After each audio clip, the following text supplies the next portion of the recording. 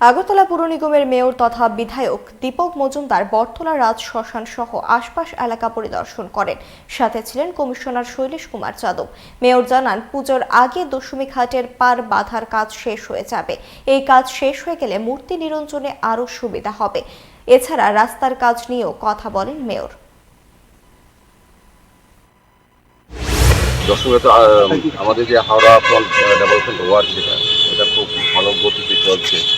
আজকে আমরা একটু ভিজিট করেছি আমাদের কমিশনার সাহেব আছে, আমাদের এমএসি মেম্বার, আমাদের পুলিশ কর্পোরেটর আছে, জাহ্নবী দাস চৌধুরী, আমাদের নিবাস দাস কর্পোরেটর সহ আমরা ভিজিট করেছি। আমাদের আগে যে আমাদের সমস্ত ইঞ্জিনিয়াররা আছেন এখানে। মূল উদ্দেশ্য হচ্ছে সামনে দুর্গাপূজা, এর আগে যাতে দশমী ঘাট একদম কাজটা শেষ হয় সেদিকে দেখা সঙ্গে কথা বলেছি।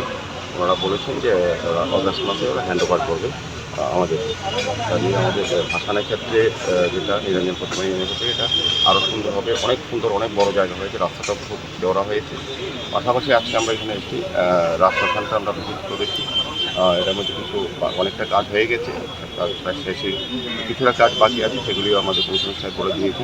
ইঞ্জিনিয়ারকে কী কী করা দরকার সেটা প্রয়োজনীয় পদক্ষেপ নেওয়া হচ্ছে, সেটাও